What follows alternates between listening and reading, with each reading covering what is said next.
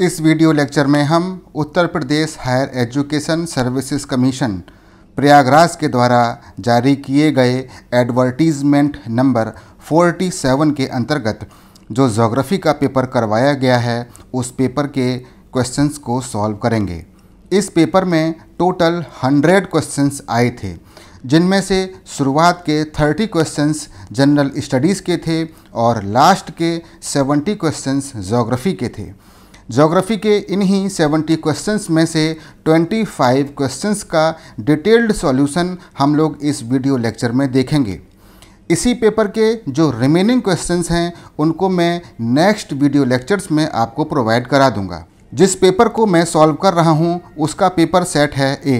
आइए शुरू करते हैं वीडियो लेक्चर पहले क्वेश्चन के साथ। क्वेश्चन है, निम्नलिखित में से कौन सा प्लेट विवर्तन सिद्धांत का आधार नहीं है? विच of the following is not the base of plate tectonic theory? इस तरह का सेम क्वेश्चन एक बार आईएएस के मेंस परीक्षा में पूछा गया था। इस क्वेश्चन में यह बताना है कि प्लेट विवर्तन सिद्धांत जो 1960 और 1970 के दशक में आया वह अपने से पहले आए हुए कौन कौन से सिद्धांतों पर आधारित है। देखिए, कोई भी सिद्धांत जब आता है तो वह हमेशा अपने से पहले आए हुए कई सारे सिद्धांतों, कई सारे कंसेप्ट्स, ऑब्जर्वेशंस, फैक्ट्स और डिस्कवरीज पर आधारित होता है। यदि आज की डेट में आप भी कोई थ्योरी को डेवलप करना चाहते हैं तो आपको उस फील्ड से जुड़ी हुई जो पहले की थ्योरीज़ हैं या पहले के जो कंसेप्ट्स हैं या जो डिस्कवरीज़ हुई हैं या जो उस थ्योरी से रिलेटेड जो भी फैक्ट्स हैं उनका अध्ययन आपको करना पड़ेगा और उनमें कमियों को खोजते हुए और उनकी कमियों को दूर करते हुए आपको एक नई थ्योरी को डेवलप करना पड़ता है। इसी तरीके से प्लेट विवर्तन सिद्धांत या जो प्लेट टेक्टोनिक थ्योरी है वह भी अपने पहले आई हुई कई सारी थ्योरीज़ और कई सारे कंसेप्ट पर बेस्ड है। जैसे सबसे पहले 1912 में अल्फ्रेड वेगनर ने महाद्वीपीय विस्थापन सिद्धांत दिया, जिसके आधार पर उन्होंने यह सिद्ध किया कि हमारे महाद्वीप स्थिर नहीं रहते, वह मूव करते रहते हैं और इसके लिए उन्होंने कई सारे एविडेंस प्रस्तुत किए थे। एक जगह इंटरनेट पर मैंने देखा है, वहाँ लिखा हुआ था कि who is the father of plate tectonics, तो उसका आंसर लिखा था अल्फ्रेड वेगनर। इसके बाद पैलियोमैग्नेटिज्म की खोज होती है। पैलियोमैग्नेटिज्म में रॉक्स में जो अवशिष्ट चुंबकत्व या जो रेमनेंट मैग्नेटिज्म का जो गुण पाया जाता है उसके आधार पर यह सिद्ध हो गया कि हमारी जो सी फ्लोर है उसमें स्प्रेडिंग होती है। इस तरह हैरी हेस ने 1960 में सी फ्लोर स्प्रेडिंग की थ्योरी दी। इसी बीच 1930 में आर्थर होम्स ने कन्वेक्शन करंट की थ्योरी दी और इन्हीं सब थ्योरीज़ का परिणाम यह था कि Tuzo Wilson, Harry Hess, McKenzie और पार्कर और डब्ल्यू.जे. मॉर्गन के प्रयासों से 1960 और 70 के दशक में एक नई थ्योरी सामने आई जिसको कि प्लेट विवर्तन सिद्धांत कहा गया। इस थ्योरी को डेवलप होने में भूमंडलीय जलवायु परिवर्तन या ग्लोबल क्लाइमेट चेंज का कोई भी हाथ नहीं है। इस तरह इस क्वेश्चन का सही आंसर है ऑप्शन ए, क्योंकि प्लेट विवर्तन सिद्धांत के आधार के रूप में पूरा चुंबकत्व, सागर नितल प्रसरण और महाद्वीपीय विस्थापन को माना जाता है। इस तरह इस क्वेश्चन का सही आंसर है ऑप्शन ए, भूमंडलीय जलवायु परिवर्तन, global climate change. Next question में दो लिस्ट दी हुई हैं, लिस्ट 1 और लिस्ट 2। लिस्ट 1 में इरोजन करने वाले एजेंट्स के नाम दिए हुए हैं, वहीं लिस्ट 2 में इन एजेंट्स के द्वारा इरोजन के परिणाम स्वरूप जिन लैंडफॉर्म्स का निर्माण होता है उनके नाम दिए हुए हैं। दोनों ही लिस्ट का सही मिलान करते हुए सही विकल्प का चयन करना है। जैसे विंड के द्वारा जिस लैंडफॉर्म का निर्माण होता है वह है रिपल्स। इसी तरीके से ग्लेशियर के द्वारा टिल प्लेन नामक लैंडफॉर्म का निर्माण होता है। अंडरग्राउंड वाटर के द्वारा ह्यूमस या चूर्ण कूट का निर्माण होता है और रनिंग वाटर के द्वारा पॉट होल्स का निर्माण होता है। इस तरह इस क्वेश्चन का सही आंसर है ऑप्शन बी। नेक्स्ट क्वेश्चन है, संरचनात्मक बेंच या संरचनात्मक सोपान का निर्माण किस क्रिया से होता है? Structural benches is formed due to the action of. सबसे पहले तो हम यह समझेंगे कि यह संरचनात्मक बेंच या संरचनात्मक सोपान होते क्या हैं। देखिए, संरचनात्मक सोपानों का निर्माण नदी के द्वारा होता है। नदियां अपनी घाटी को वर्टिकल इरोजन और लैटरल इरोजन, ऊर्ध्वाधर अपरदन और पार्श्विक अपरदन के द्वारा गहरा और चौड़ा करती हैं। जब कभी भी नदी की घाटी में चट्टानें, कठोर चट्टानें और मुलायम चट्टानें, हार्ड रॉक्स और सॉफ्ट रॉक्स पैरेलल स्थित होती हैं एक दूसरे के ऊपर, तो वहाँ पर संरचनात्मक सोपानों को नदियों के पार्श्वों या नदी की घाटी के किनारों की तरफ देखा जा सकता है। संरचनात्मक सोपान को हम इस डायग्राम से समझेंगे। यहाँ पर हरे रंग से जो रॉक्स दिखाई जा रही हैं वह सॉफ्ट हैं और जो ब्लैक कलर से रॉक्स दिखाई जा रही हैं यह हार्ड हैं। यह दोनों ही रॉक्स एक दूसरे के पैरेलल हॉरिजॉन्टली स्थित हैं। यह रिवर का चैनल है जिससे रिवर फ्लो करती है। जो सॉफ्ट रॉक्स होती हैं उनको रिवर इरोजन के द्वारा आसानी से इरोड कर देती है, लेकिन जो हार्ड रॉक्स होती हैं वह इरोजन के प्रति रेजिस्टेंट होती हैं, वह इतनी जल्दी इरोड नहीं होती। इसलिए आप इस डायग्राम में यदि देखें तो कठोर चट्टानों के कुछ भाग इस तरीके से एक बेंच के रूप में बाहर की ओर निकले हुए हैं। यदि इस नदी की घाटी में एक ही प्रकार की चट्टानें पाई जाती या एक ही कठोरता की चट्टानें पाई जाती तो यह नदी की घाटी कुछ इस तरीके से होती। यहाँ पर संरचनात्मक सोपान आपको दिखने को नहीं मिलते, लेकिन चूँकि यहाँ पर पैरेलल रूप से हार्ड और सॉफ्ट रॉक विस्तृत हैं तो हार्ड रॉक्स के कुछ भाग इस तरीके से बेंच के रूप में आपको दिखाई दे रहे हैं, जिनको संरचनात्मक सोपान कहा जाता है। देखिए, यह जो संरचनात्मक सोपान है इसके निर्माण में जिस प्रक्रिया का हाथ होता है उसको कहा जाता है डिफरेंशियल इरोजन या विभिन्नात्मक अपरदन। यहाँ पर अपरदन करने वाला कारक एक ही है, वह नदी है, लेकिन वह जिस पर अपरदन कर रही है वह जो रॉक्स हैं उनकी जो प्रॉपर्टी है वह अलग अलग है। कुछ रॉक्स हार्ड हैं जबकि कुछ रॉक्स सॉफ्ट हैं। जो रॉक्स सॉफ्ट हैं वह इरोजन के एजेंट के द्वारा आसानी से इरोड हो जा रही हैं, जबकि जो रॉक्स हार्ड हैं उनको इरोजन करने वाला एजेंट आसानी से इरोड नहीं कर पा रहा है। उनके कुछ भाग स्ट्रक्चरल बेंचेस के रूप में आपको दिखाई दे रहे हैं। इस तरह इस क्वेश्चन का सही आंसर है ऑप्शन ए, डिफरेंशियल इरोजन। अगला क्वेश्चन है, हिमालय की मुख्य सीमांत भ्रंश किस किस के मध्य स्थित है? The main boundary fault of the Himalaya is located between. इस क्वेश्चन का सही आंसर है जो हिमालय का मुख्य सीमांत भ्रंश मेन बाउंड्री फॉल्ट है वह शिवालिक और लघु हिमालय के बीच में है। इस तरह इस क्वेश्चन का सही आंसर है ऑप्शन ए, शिवालिक एवं लघु हिमालय। अगला क्वेश्चन है, निम्नलिखित मरुस्थलों में कौन सा विशालतम मरुस्थल है? यहाँ पर 4 मरुस्थल दिए हुए हैं, साइज के आधार पर बताना है कि कौन सा सबसे बड़ा है। देखिए, इनमें से जो सबसे बड़ा मरुस्थल है वह है ऑस्ट्रेलियाई मरुस्थल। इसके बाद अगर किसी का स्थान आता है नंबर 2 पर तो वह है गोबी मरुस्थल, नंबर 3 पर है कालाहारी मरुस्थल और इन चारों में जो सबसे छोटा है वह है अटाकामा मरुस्थल। और इन चारों ही मरुस्थलों को मैंने इस वर्ल्ड मैप में शो किया हुआ है। ऑस्ट्रेलिया में आपको ऑस्ट्रेलियाई मरुस्थल दिखाई दे रहा है, चाइना के पास यहाँ पर आपको गोबी मरुस्थल दिखाई दे रहा है और अफ्रीका में यहाँ पे कालाहारी मरुस्थल है और दक्षिण अमेरिका में इस जगह पर अटाकामा मरुस्थल की स्थिति है। अगला क्वेश्चन है, निम्नलिखित में से कौन से कारक ऋतु क्षरण के प्रकार तथा दर को प्रभावित करते हैं? Which of the following factors affect the types and rate of weathering? यहाँ पर यदि हम ध्यान से देखें तो वेदरिंग दिया हुआ है न कि इरोजन। ग्लेशियर जो है वह इरोजन करने वाला एक एजेंट है, यह वेदरिंग को सपोर्ट करने वाला या उसके टाइप्स और रेट को प्रभावित करने वाला फैक्टर नहीं है। जबकि climate, vegetation coverage, structure of rock और रिलीफ जो हैं यह चारों के चारों वेदरिंग के प्रकार और रेट को डिसाइड करने वाले फैक्टर्स हैं। इस तरह इस क्वेश्चन का सही आंसर होगा ऑप्शन बी। अगला क्वेश्चन है, निम्नलिखित में से किसकी क्रियाकलापों के कारण पेडिस्टल सेलों का निर्माण होता है? Pedestal rocks are the result of the work of which of the following. देखिए, पेडिस्टल सेलों के चित्र को आप इन चारों डायग्राम में देख सकते हैं। इनका आकार मशरूम की तरह दिखाई दे रहा है, जिस कारण पेडिस्टल सेलों को मशरूम रॉक्स भी कहा जाता है। इन पेडिस्टल सेलों का निर्माण मरुस्थलों में तेज हवाओं के द्वारा होता है। इस तरह इस क्वेश्चन का सही आंसर है ऑप्शन डी, विंड। पेडिस्टल सेलों या मशरूम रॉक्स की निर्माण की प्रक्रिया को हम इस डायग्राम के द्वारा समझेंगे। यहाँ पर एक रॉक है जिसमें हार्ड रॉक और सॉफ्ट रॉक्स हॉरिजॉन्टली स्थित हैं, एक दूसरे के पैरेलल।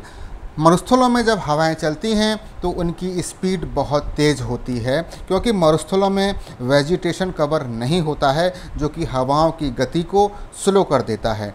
जब यह हवाएं चलती हैं तो वह मरुस्थलों से बारीक सैंड पार्टिकल्स, बालू के कणों को अपने साथ उठाकर चलती हैं। लेकिन यह जो बालू के कण होते हैं यह बड़े आकार के होते हैं, तो यह बहुत ऊपर की ओर नहीं उठ पाते। यह ज़मीन से 6 फीट या 7 फीट की ऊंचाई तक ही बहुत अधिक मात्रा में पाए जाते हैं। इस कारण से जब यह हवाएं चलती हैं तो यह नीचे की सॉफ्ट रॉक को इरोड करती हैं, और यह जो बालू के कण होते हैं यह रेगमाल की तरह नीचे की इस सॉफ्ट रॉक को घिस देते हैं या उसको इरोड कर देते हैं, और इसका आकार कुछ इस तरीके का हो जाता है। जबकि हवाएं ऊपर भी चल रही हैं लेकिन उनमें सैंड पार्टिकल्स ज़्यादा नहीं होते, जिस कारण ऊपरी भाग का अपर्दन अधिक नहीं हो पाता। जिस अपर्दन की प्रक्रिया के द्वारा इस पेडिस्टल सेल का निर्माण होता है उसको बोला जाता है एब्रेजन, ABRASION, एब्रेजन। इस तरह इस क्वेश्चन में हमने देखा कि पेडिस्टल सेलों का निर्माण मरुस्थलों में हवाओं के द्वारा होता है। अगला क्वेश्चन है, तापमान का सामान्य अवनत दर कहाँ तक पाया जाता है? The normal lapse rate of temperature continues up to. यदि इस डायग्राम को हम देखें तो यहाँ पर वाई एक्सिस पर एल्टीट्यूड दिया हुआ है किलोमीटर्स में, और एक्स एक्सिस पर टेम्परेचर दिया हुआ है डिग्री सेल्सियस में। यहाँ तक 14 किलोमीटर की ऊंचाई तक ट्रोपोस्फियर की स्थिति है, जो हमारे वायुमंडल की सबसे निचली परत है। ट्रोपोस्फियर की सबसे ऊपरी सीमा होती है ट्रोपोपॉज, और ट्रोपोपॉज के ऊपर स्ट्रेटोस्फियर की स्थिति है। यदि इस लाइन को हम देखें तो यह लाइन टेम्परेचर को रिप्रेजेंट कर रही है। यदि हम इसको देखें तो धरातल पर तापमान 20 डिग्री सेल्सियस है, और जैसे जैसे एल्टीट्यूड बढ़ता चला जाता है तापमान में गिरावट आती चली जाती है, जिसको normal lapse rate of temperature कहते हैं। लेकिन यह गिरावट कुछ ही ऊंचाई तक जारी रहती है। ट्रोपोस्फियर की ऊपरी सीमा ट्रोपोपॉज तक यह गिरावट जारी रहती है, उसके बाद पुनः तापमान में वृद्धि होने लगती है। इस तरह इस क्वेश्चन का सही आंसर होगा ऑप्शन बी, ट्रोपोपॉज, क्योंकि ट्रोपोपॉज तक ही normal lapse rate of temperature continue करता है। उसके आगे ट्रोपोपॉज के ऊपर स्ट्रेटोस्फियर में ओजोन गैसेस की ज़्यादा कॉन्सेंट्रेशन के कारण तापमान में वृद्धि होने लगती है। अगला क्वेश्चन भी सेम चैप्टर से रिलेटेड है। क्वेश्चन में कहा जा रहा है कि क्षोभ मंडल ट्रोपोस्फियर तथा समताप मंडल स्ट्रेटोस्फियर का नामकरण किसने किया था? इस क्वेश्चन का सही आंसर है option C, Teisserenc de Bort. अगला क्वेश्चन है, कोरियोलिस प्रभाव किस कारण से उत्पन्न होता है? What is the reason of occurrence of Coriolis force? पृथ्वी पर कोरियोलिस फोर्स के कारण उत्तरी गोलार्ध में हवाएं राइट साइड में और दक्षिणी गोलार्ध में हवाएं लेफ्ट साइड में मुड़ जाती हैं। इस कोरियोलिस प्रभाव की उत्पत्ति के 2 प्रमुख कारण हैं। पहला प्रमुख कारण होता है अर्थ का अपनी एक्सिस पर रोटेशन, और दूसरा कारण होता है टेंजेंशियल वेलोसिटी या रोटेशनल वेलोसिटी, जो कि भूमध्य रेखा पर सर्वाधिक होती है और ध्रुवों की ओर सबसे कम या जीरो होती है। इस तरह इस क्वेश्चन का सही आंसर है option A, daily speed of the earth. Next question है, कोपेन द्वारा जलवायु वर्गीकरण के अनुसार वर्ग बी प्रदर्शित करता है।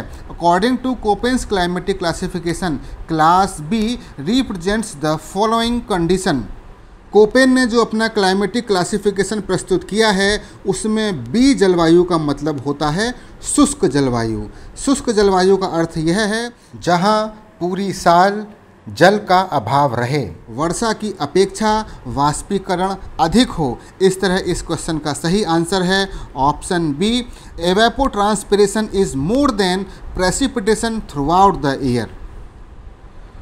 नेक्स्ट क्वेश्चन है, जीटी त्रिवार्था के अनुसार 100% सौरिक विकिरण में से कितना प्रतिशत वायुमंडल के विभिन्न गैसों द्वारा अवशोषित किया जाता है। According to GT Trewartha, out of 100% of the solar radiation, how many percent is absorbed by different gases of the atmosphere.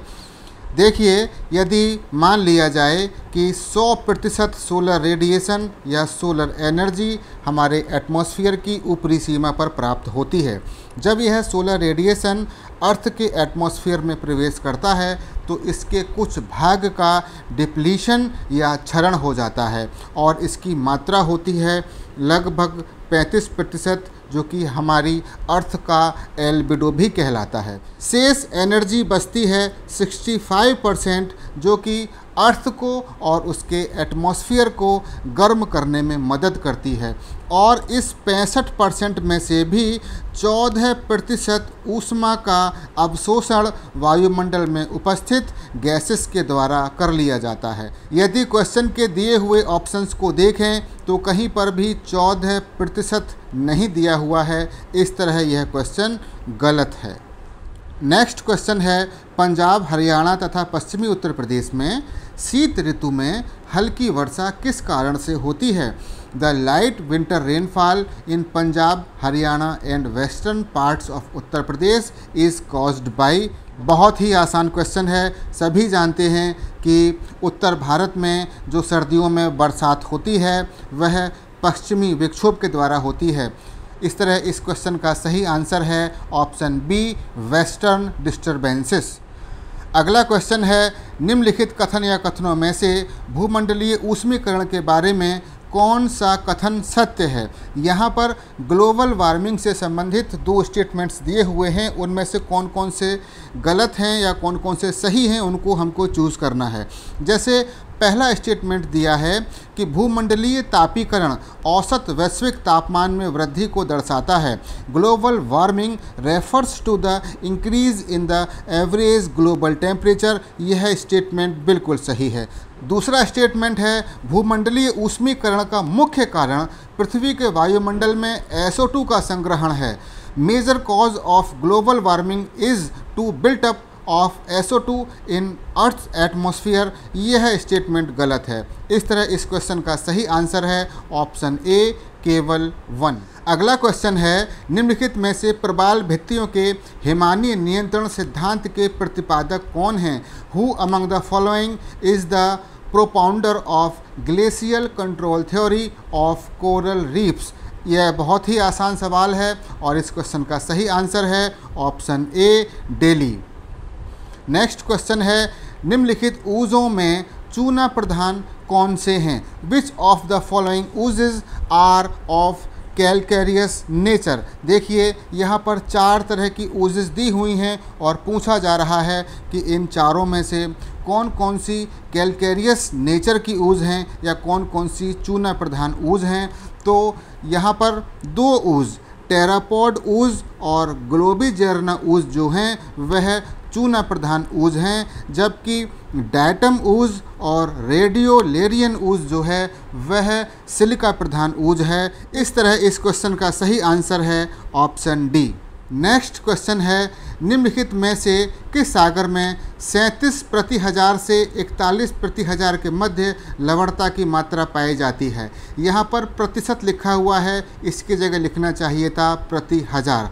An amount of salinity ranging from 37 per 1000 to 41 per thousand is found in which of the following seas? इस question का सही answer है option ए, लाल सागर में जो लवणता होती है उसकी रेंज होती है 37 प्रति हज़ार से लेकर 41 प्रति हज़ार के मध्य, जबकि फारस की खाड़ी में जो लवणता है उसकी रेंज होती है 37 प्रति हज़ार से लेकर 38 प्रति हज़ार के मध्य, और उत्तरी सागर में जो लवणता है उसकी रेंज होती है 31 प्रति हज़ार से लेकर 35 प्रति हज़ार के बीच।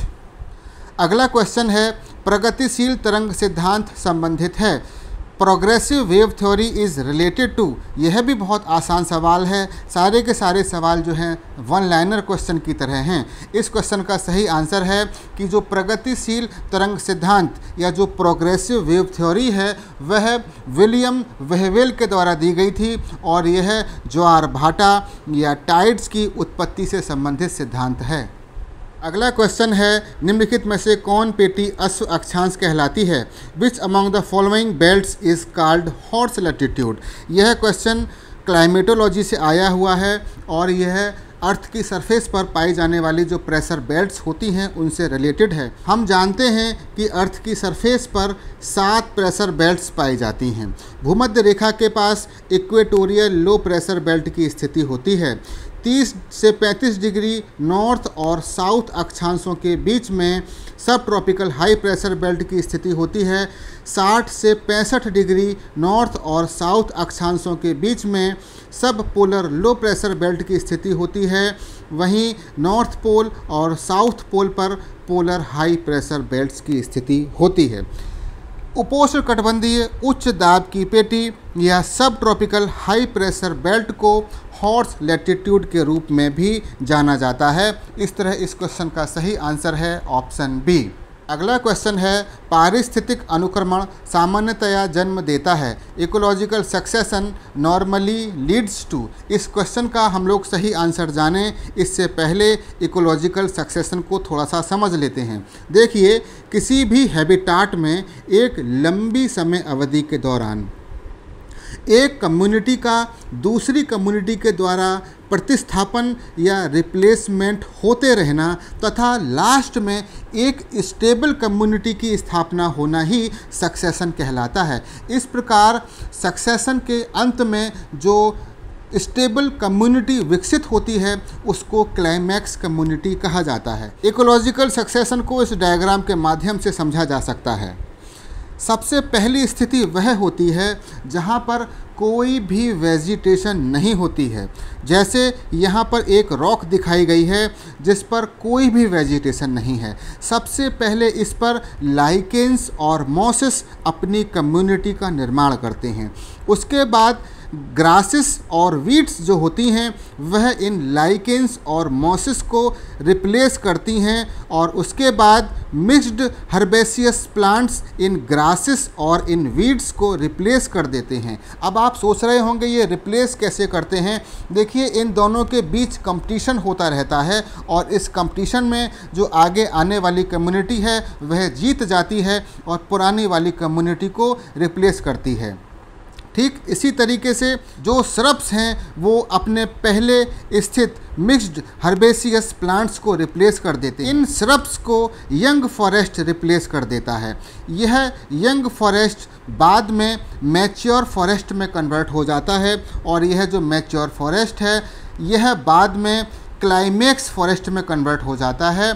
इस तरह हम देखते हैं कि इकोलॉजिकल सक्सेशन के लास्ट में जो कम्युनिटी डेवलप होती है उसको क्लाइमैक्स कम्युनिटी कहा जाता है।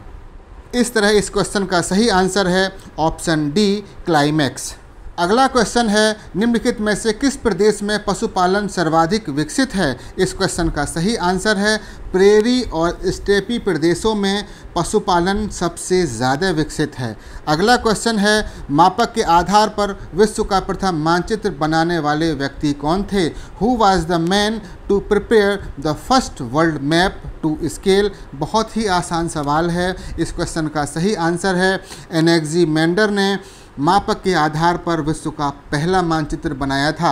यह एक ग्रीक ज्योग्राफर थे और यह थेल्स के शिष्य थे। अगला क्वेश्चन है द गाइड टू ज्योग्राफी पुस्तक किसके द्वारा लिखी गई है? इस क्वेश्चन का सही आंसर है ऑप्शन बी, टालमी। इस बुक के 8 वॉल्यूम हैं और टालमी एक रोमन ज्योग्राफर थे। अगला क्वेश्चन है हार्टशोन के अनुसार आधुनिक भूगोल के विषय क्षेत्र एवं विधि पर किसके अग्रणी कथन ने भविष्य के लिए भौगोलिक चिंतन की दिशा निर्धारित की? यह क्वेश्चन यूजीसी नेट में 2 बार पूछा जा चुका है। एक बार नवंबर 2020 में पूछा गया था और एक बार दिसंबर 2012 में पूछा गया है। इस क्वेश्चन का सही आंसर है ऑप्शन ए, रिच्थोफेन। अगला क्वेश्चन है लेबेन थ्योरम की संकल्पना किसके द्वारा प्रस्तुत की गई थी? यह क्वेश्चन भी बहुत आसान है। लेबेन थ्योरम का जो कंसेप्ट था वह रेटजेल के द्वारा दिया गया था। लेबेन थ्योरम एक जर्मन भाषा का शब्द है जिसका मतलब होता है लिविंग स्पेस। रेटजेल ने यह जो लेबेन थ्योरम शब्द दिया है यह उन्होंने अपनी बुक पॉलिटिकल ज्योग्राफी में दिया है। लेबेन थ्योरम का तात्पर्य उस भौगोलिक क्षेत्र से होता है जिसमें जीव का विकास होता है। फिर मिलेंगे अगले वीडियो लेक्चर में इसी पेपर के नेक्स्ट 25 क्वेश्चंस के साथ। जुड़े रहिए मेरे यूट्यूब चैनल ज्योग्राफिकल सॉल्यूशंस से।